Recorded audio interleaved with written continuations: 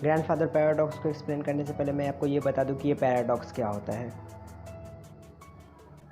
A paradox, also known as an antinomy, is a logically self-contradictory statement or a statement that runs contrary to one's expectation. It is a statement that, despite apparently valid reasoning from true premises, leads to a seemingly self-contradictory or a logically unexpectable conclusion. मतलब paradox एक ऐसी statement है जो किसी भी एक theory में कोई कमी निकाले, इन शॉर्ट किसी भी थियोरी या फैक्ट में कोई लूप होल्स को पहचान कर उसमें से कोई गलती निकाल कर एक नया क्वेश्चन को क्रिएट कर देना ही पैराडॉक्स होता है। आई होप कि आप पैराडॉक्स का मतलब पूरी तरह से समझ गए हो। अब आते हैं वीडियो के मेन टॉपिक यानी कि ग्रैंडफादर पैराडॉक्स पर। तो रैन वेडजेबल जो कि एक फ्रेंच जर्नलिस्ट और साइंस फिक्शन राइटर थे, उन्होंने 1943 में एक क्वेश्चन पूछा कि क्या हो अगर कोई भी व्यक्ति अपने पास्ट में जाकर अपने ग्रैंडफादर को मार दे। इस क्वेश्चन ने पूरे दुनिया में एक नई मिस्ट्री को क्रिएट कर दिया। अगर आप नहीं समझे तो कोई बात नहीं, मैं आपको इससे और भी अच्छी तरह से समझाऊंगा। यह थ्योरी पूरी टाइम टेबल के अराउंड ही रिवॉल्व करती है।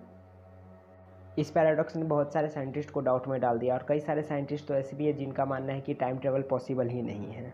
बट अगर अल्बर्ट आइंस्टाइन की थ्योरी पर बात करें तो उनका मानना यह है कि टाइम ट्रेवल पॉसिबल है।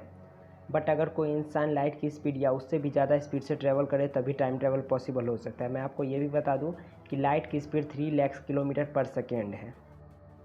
बट अगर आइंस्टाइन की भी थ्योरी पर जाए तो उनका भी यही मानना था कि कोई भी व्यक्ति टाइम में आगे तो ट्रैवल कर सकता है, बट कोई भी व्यक्ति अपने टाइम में पीछे ट्रैवल नहीं कर सकता है। बट इमेजिन कर लेते कि आपने ऐसी टाइम मशीन बना ली जो कि पास्ट में भी ट्रैवल कर सकती है और आप पास्ट में उस टाइम में गए जब आपके दादाजी छोटे थे और आपके पापा का जन्म भी नहीं हुआ था।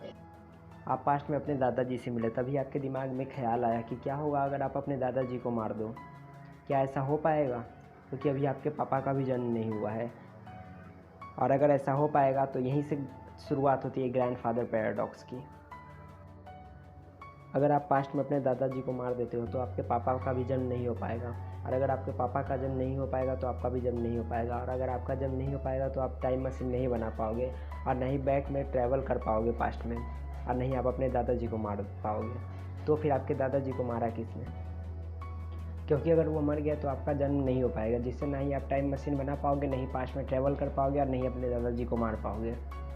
तो फिर आप जन्म लोगे, फिर आप टाइम मशीन बनाओगे और फिर आप अपने दादाजी को मारोगे। ये ऐसे एक टाइम लूप की तरह चलता जाएगा। तो इसे ही कहते हैं ग्रैंडफादर पैराडॉक्स, जो है ना इंटरेस्टिंग और मिस्टीरियस। कई सारे साइंटिस्ट टाइम ट्रैवल में इसलिए बिलीव नहीं करते क्योंकि उन्हें लगता है कि टाइम ट्रैवल से बहुत सारी पैराडॉक्सेस राइज हो सकती है, like grandfather paradox, predestination paradox, bootstrap paradox, etcetera etcetera.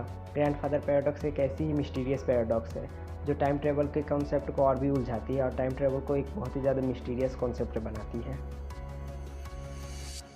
Grandfather paradox बहुत ही मिस्टीरियस और कन्फ्यूजिंग पैराडॉक्स है, बट ये बहुत ही ज़्यादा इंटरेस्टिंग भी है और आप इस पर अपने फ्रेंड्स के साथ घंटों डिस्कशन कर सकते हो। बट आपको क्या लगता है, पास्ट में जाकर अपने ही ग्रैंडफादर को मार डालना पॉसिबल है? Thank you.